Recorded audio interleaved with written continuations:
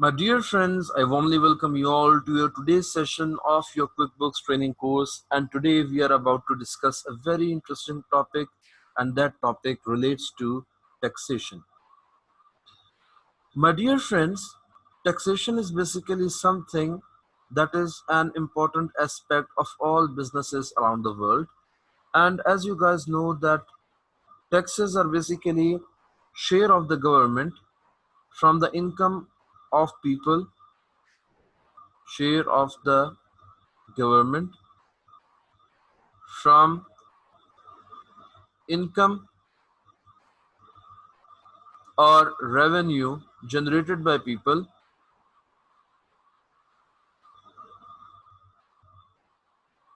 and here by people we mean the people as defined by law.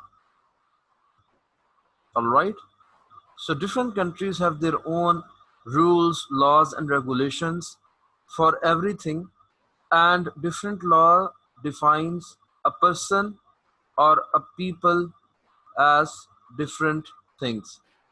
For example, a person might include an individual, a partnership, an association of person, a company, the federal government, the local government, the provincial government, etc. All right. So taxation is basically the share of the government from the income or revenue generated by people. And what is a person or what are people as defined by relevant laws. All right. And why is taxation actually collected by the government? So that the state of affairs of the government are continued to run. All right, state of affairs, they continue to run.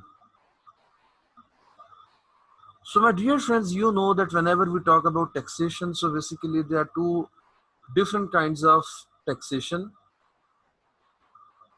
There is one kind of taxation that is known as direct taxation, whereas there is an other kind of taxation that is known as the indirect taxation. Direct taxation is basically that amount of tax that you pay directly to the government agencies for whom that tax belongs to. And normally this tax belongs to the central or the federal tax collection agency, all right? And an example of direct taxation is basically the income tax. What is the income tax? Income tax is basically the tax that is paid by the taxpayer on its final income, that you also know as the net income when we talk about accounting. All right. Whereas if you talk about the indirect taxation, so the indirect taxation is different and separate from direct taxation in such a way that it is not directly deposited into the government treasury by the taxpayer himself. Rather, a third party is involved in the collection of this tax and the depositing of this tax into the government treasury. For example, the sales tax and the value added tax that we also known as VAT, and similar other taxes such as the FEDs known as the federal excise duties, etc. Basically, the law that is governing or the law that is being that is in operation in different countries actually decide what items are to be taxed directly and what items are to be taxed indirectly. All right. So this is basically the basic concept of taxation. Just give me a minute, please.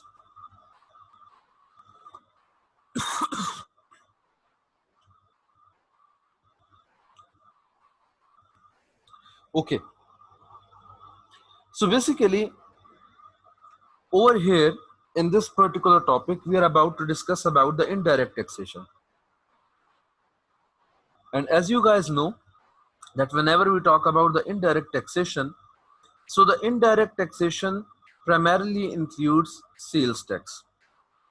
Whenever we talk about sales tax, so my dear friends, sales tax is also paid whenever you make purchases of any kind, and sales tax is also paid whenever the business makes sales of any kind.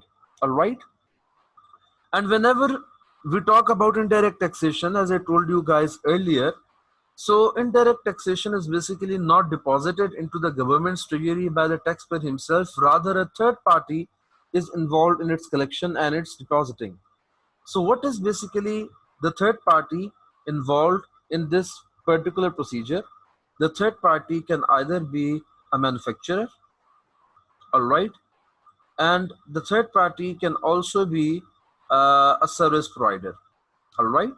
For example, if you are purchasing something from a manufacturer, or you are obtaining service of any service provider. For example, a business has conducted audit, all right, and in order to conduct an audit, it obtained service of a chartered accountant's firm. So basically, the chartered accountant's firm is a service provider, and in provision of its services in accordance with the law, the chartered accountant firm, along with its fee, will also collect the sales tax that is basically in accordance with the rules of that particular country, in accordance with the rate that the particular law or the relevant laws have actually defined. All right. So the manufacturers, the service providers, or the retailers, all of these persons can be the collection agencies on behalf of the government and the depositing agencies on behalf of the government. All right. Now, for example, there is a business who wants to sell its item for £100.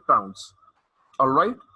But it is the government's policy that on every sale item, there must be charged a tax equal to 10%. So as we know that 10% of rupees 100 is basically 10 pounds.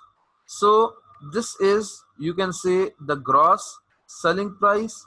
This is basically the sales tax. And when you add these amounts up, so $110 would be the actual, you can say, the retail price for the end consumer, or you can also say it as the net selling price. All right.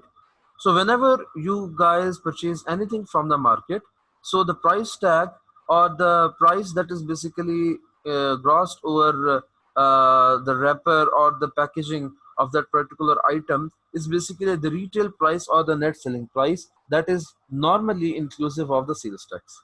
However, there is another important thing that you guys must always remember, and you guys might also have experienced a number of times, that tax is always incorporated in the final amount. However, the amount of tax is also mentioned separately.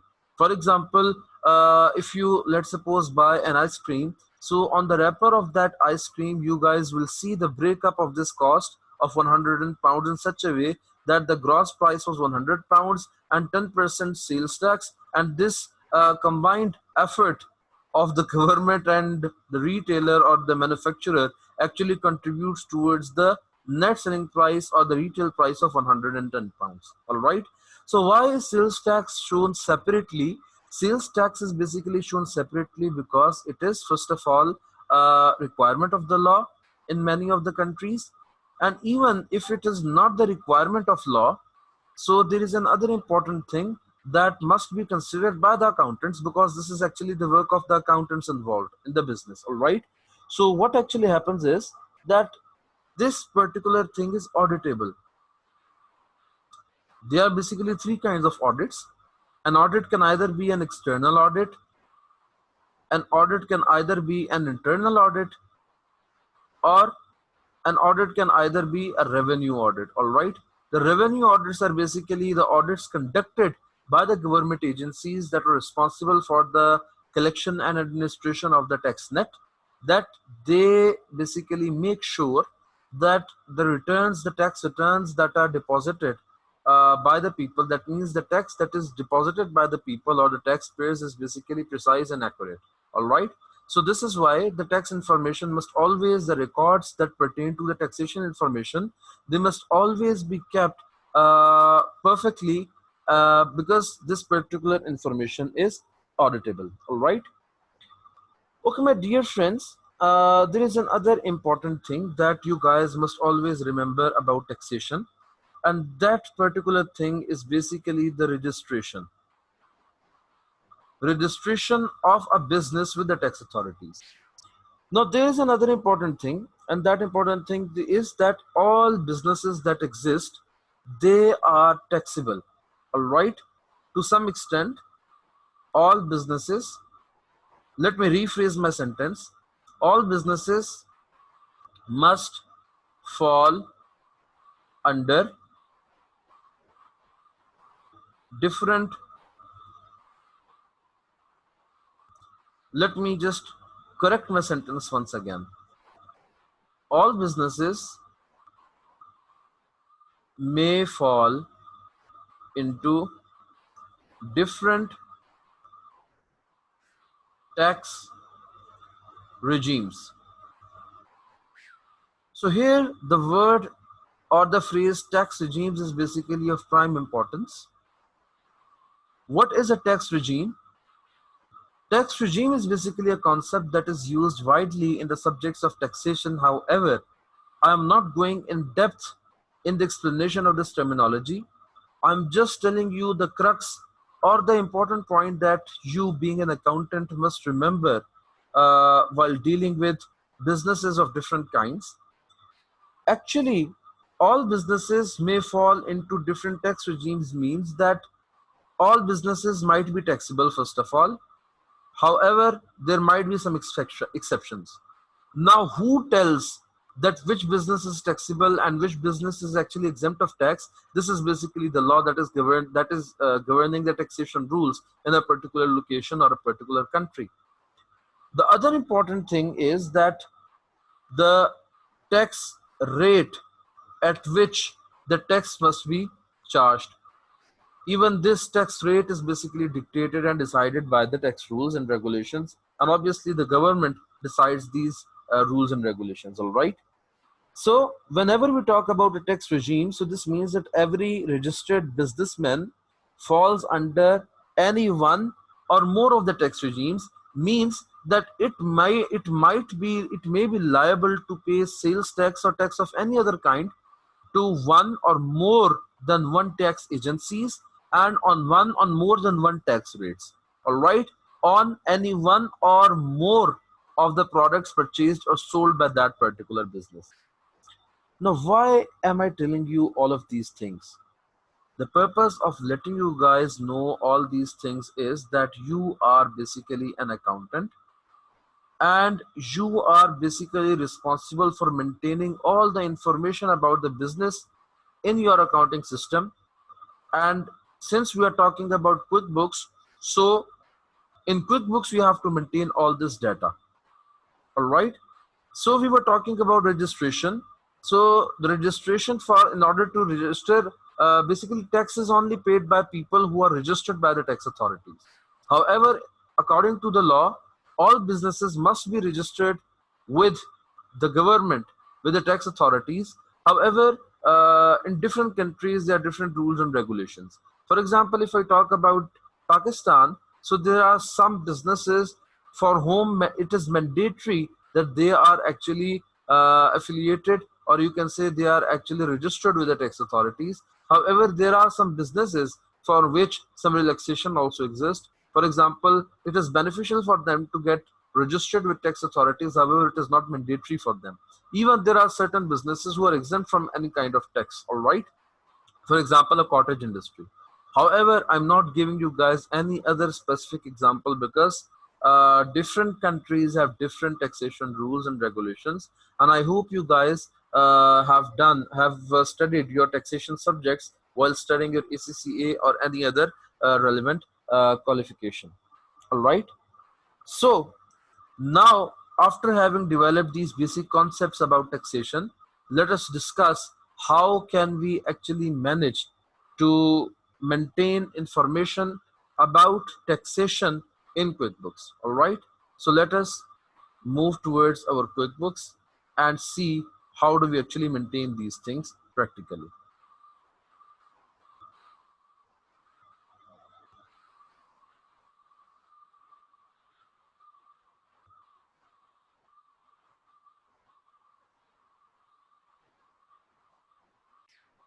So my dear friends, welcome back, and I hope that you guys can see the screen that I am sharing right now. The interface you are much familiar with now, and now we are about to see that how do we have to maintain information about taxation on QuickBooks.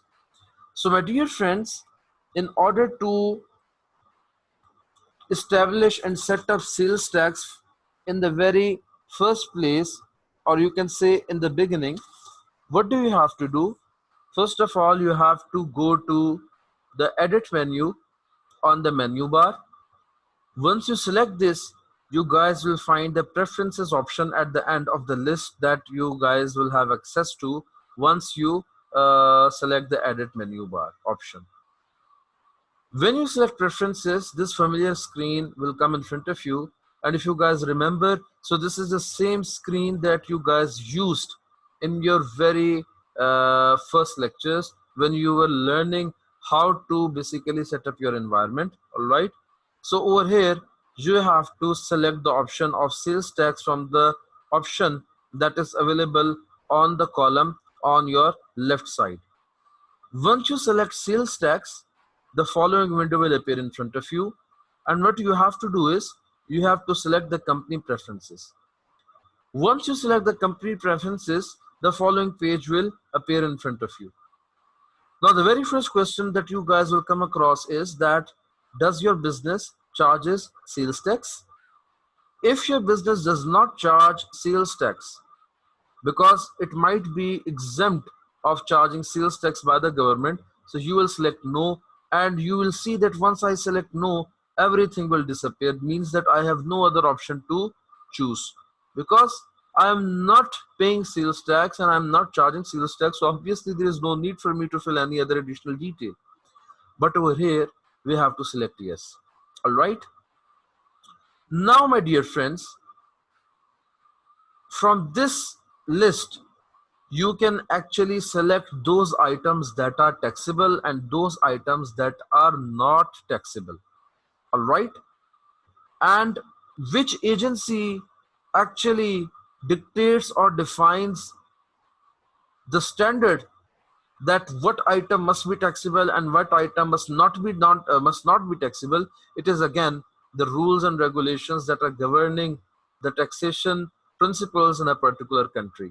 And obviously these rules are different for different countries. They are different in Pakistan, they are different in the United Kingdom, they are different in the United States of America, and different in India and the other countries of the world. All right, so right now, just click across over this particular window, and let me tell you guys another important thing that QuickBooks is basically offering you. QuickBooks is providing you by default a sales tax item that it calls the out of state sales tax. All right. So what is a default sales tax item? A default sales tax item is basically that item of sales tax that you guys regularly collect from your customers on behalf of the government and then deposit to the government treasuries, or you pay to your vendors on behalf of the government and they deposit in the government treasury. All right. So what is out of state tax? It is basically just a name given to this default tax. All right, so you can change the name of this tax item with the name of your choice. Now before we move any further, let me share the whiteboard once again in order to let you guys know about two other important concepts, and after we discuss them we will continue with our QuickBooks session again. All right, so my dear friends, I hope that all of you can see the whiteboard in front of you. When we were talking about sales tax, so I told you that sales tax is basically paid two times. Once you make purchases, for example, if you are a manufacturer, so you will be purchasing raw materials, and by using raw materials you will be actually making some finished goods. If you are a retailer, you would be producing finished good inventory, and you will be selling this finished good inventory to your customers with some margin associated with it. All right. Similarly, if you are a customer, you might purchase some services from some service provider. For example, the thing I told you earlier about a company obtaining services of a chartered accountant firm for an external audit. All right. Whereas sales tax is also paid at the time of sales. For example, this particular manufacturing business, all right, it gave sales tax to its supplier. Just remember that at the time of purchase, when you pay the sales tax, you are actually paying the sales tax to your supplier. And when you are making sales, so you are basically collecting sales tax from your customers. All right. So when you purchase raw materials, when this manufacturing business purchased raw materials, it also paid sales tax. And when it produced the finished goods and sold it to its consumers, so what happened? That the consumers also paid him sales tax, and he also had to pay sales tax on the sales that he made. Now, what about a trading business or a merchandising business? This business, it paid sales tax when it purchased the finished good inventory from its suppliers. And when it sold the same inventory to the customers, it again paid sales tax to the government on the sales that it had made. Same goes for the service providers. All right. So the tax that is paid at the time of purchases is known as the input tax, and the tax that is paid at the time of sales is known as the output tax. All right. These are basically two important terminologies that are used in the world of taxation. Normally, what happens is that at the time you have to pay your final liability, what do? It is basically the output tax that you have to pay to the government as a final liability. All right. So at the time of paying the output tax, what you do? You deduct the input tax that you have already paid at the time of purchases, and then the net tax liability, I am denoting it as NTL. It is basically the amount that you have to deposit into the government's treasury at actual purposes. All right. So now let us return back to our example. Let me share the screen with you guys. Yes, this was a screen that we had left off earlier. So I was telling you guys about the common type of sales tax. So you have to pay the input tax, you also have to pay the output tax. There can be one agency that is responsible for collecting taxation that is basically more or less involved in every of your purchase or sale transaction. Such an agency will be termed as your common sales tax item or your most common sales tax agency in QuickBooks. All right.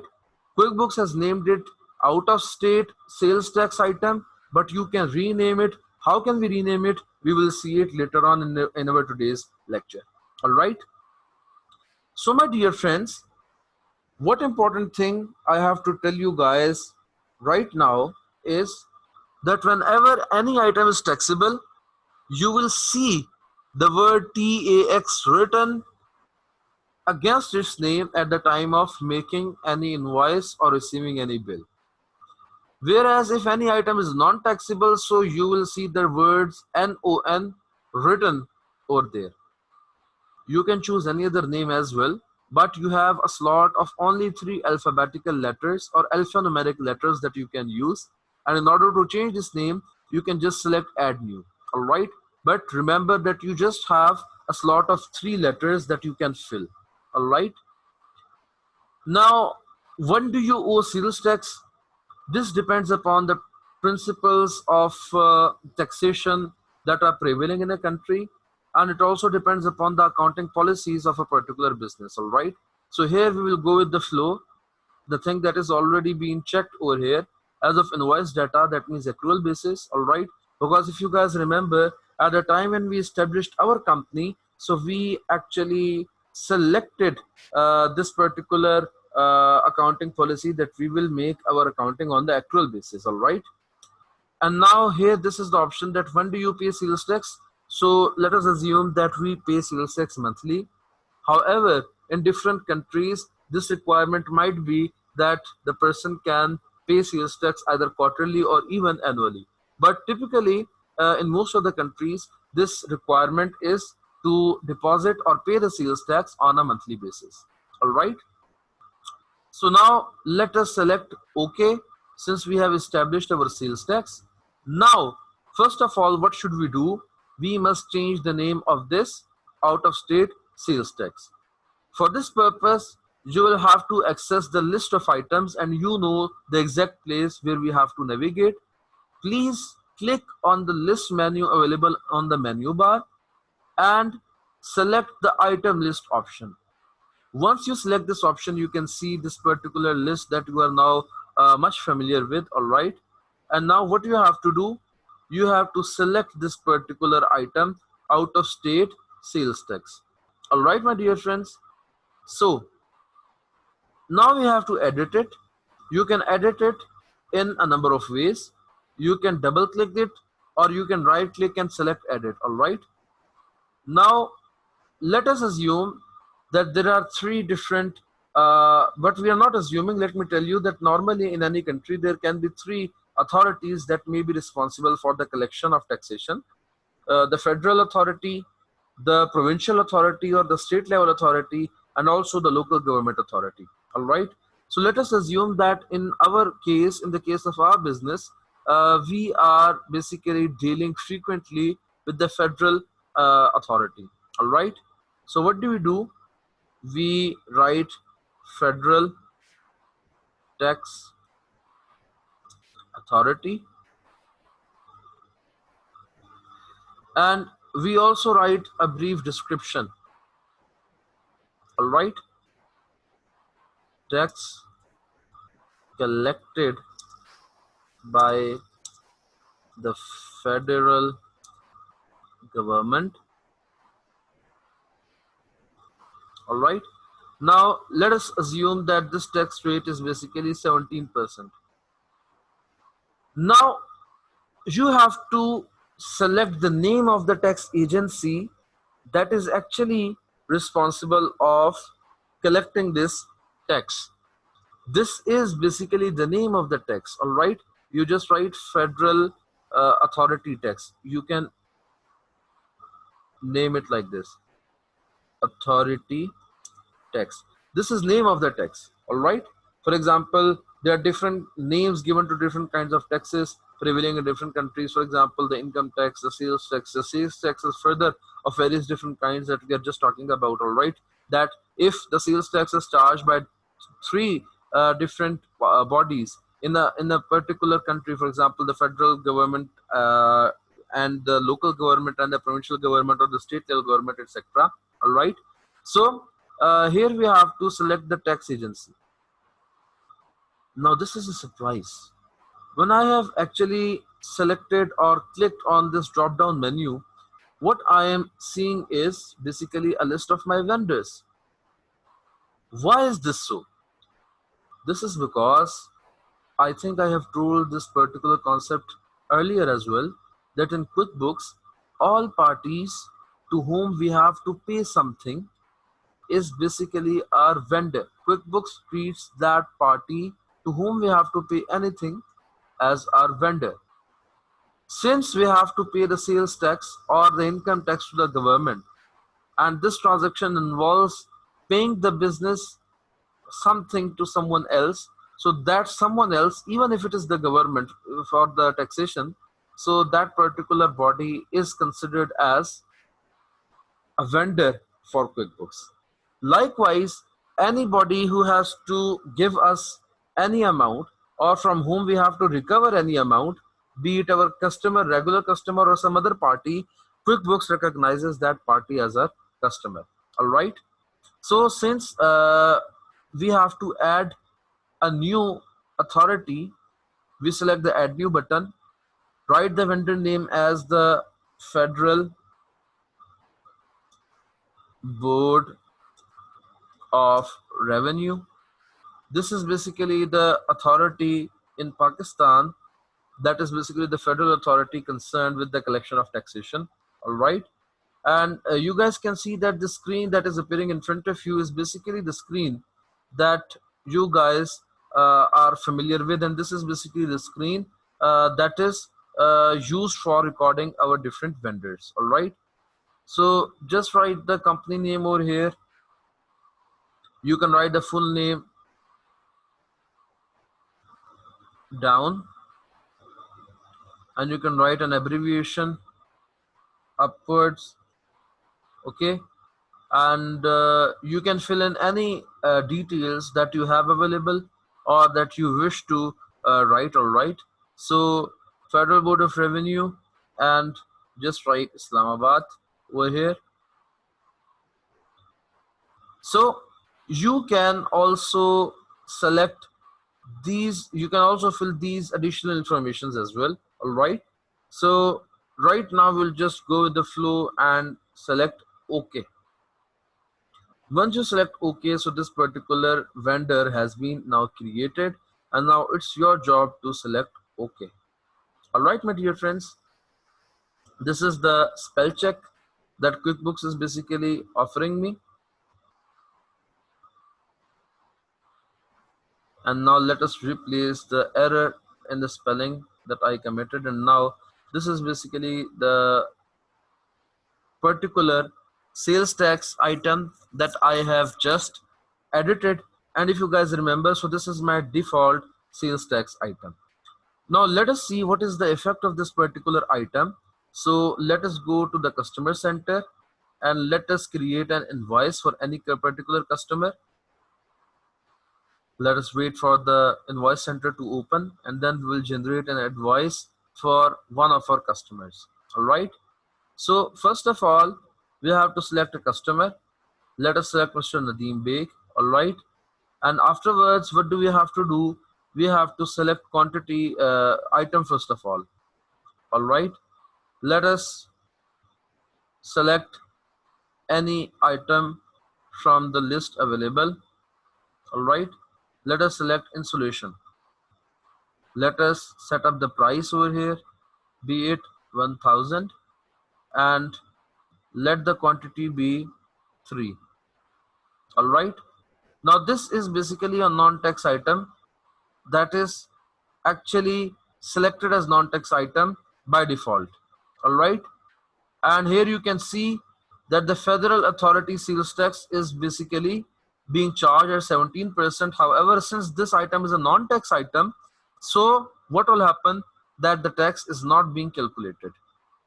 However, if we consider it as a taxable item, what will happen, that automatically the 17% sales tax will be charged. And now you can see that automatically by default this particular taxation item is now being effective in our invoice. All right. Now let us just clear it, since we are not in a mood of actually billing our customer for this particular item. The purpose for showing this particular demonstration was to give you guys an idea how the invoice actually works with the default sales tax item. All right.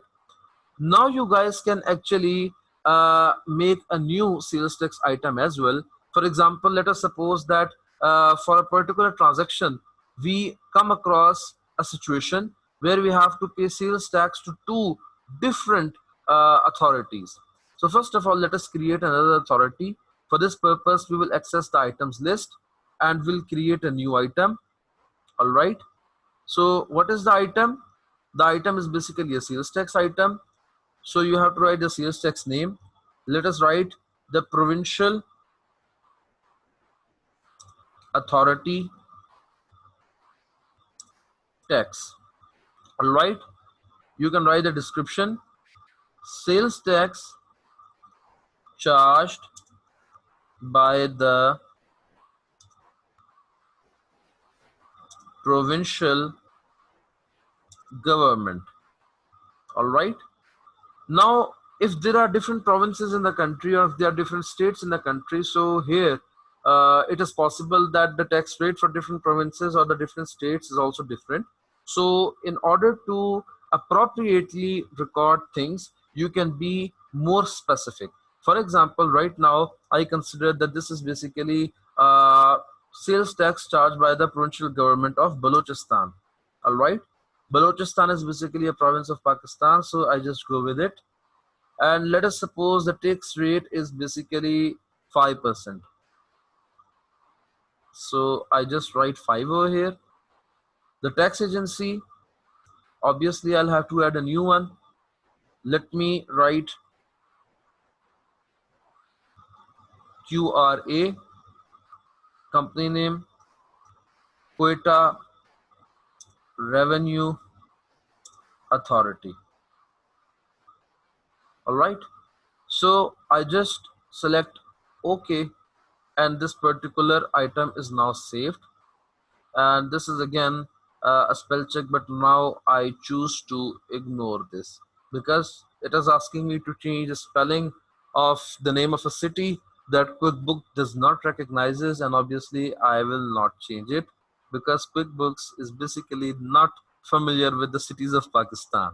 Okay, so let us see how can our invoice be generated uh, by taking an impact of two different kinds of sales tax in a simple or a similar invoice. So we go to the customer center and select, sorry, we have selected the incorrect option of the estimates. We are not in a mood of creating estimates right now, but let us see how our estimates created them.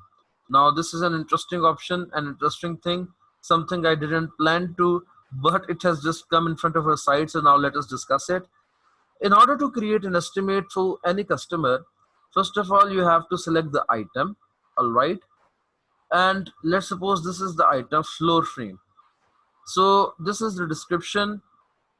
This is the, you write here the quantity. The system is just like invoice. All right. The only difference is that you are not invoicing your customer, rather you are giving your customer an estimate of your different goods or services whenever a quotation is being requested by any customer from you. All right, so we just clear it, and this is how you can create estimates. All right, there is nothing different in creating an estimate from creating an invoice. There's only a general difference that you guys know what exists between an estimate and an invoice. All right, so we just clear it and we go back to the customer center, or you can close this first. Yes, we go to the customer center and select the option for creating invoice. Select a customer over here.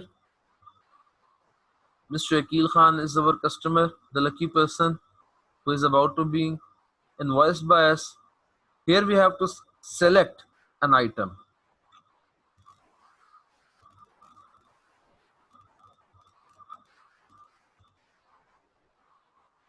Okay, let us select this cement group. Now this is a warning because we do not have sufficient quantity on hand, but still we select OK because we just have to do this. All right, we select another item as well.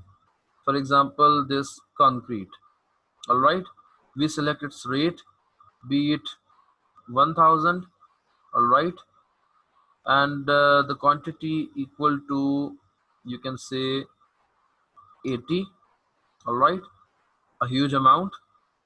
So this is basically, my dear friends, this is basically a non-taxable thing, so we just make it taxable. All right, just for the sake of this particular invoice.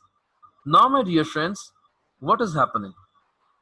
The thing is that you can see that 17% of the federal authority tax is being charged on the total of this invoice. All right, now let us assume that this particular service and these particular goods are being sold to a customer that is basically operating in the province of Balochistan. So obviously, along with the federal authority sales tax, a provincial sales tax of Balochistan will also be charged. So for this purpose, in order to incorporate this particular thing, what do we have to do? We have to select the item code and we have to select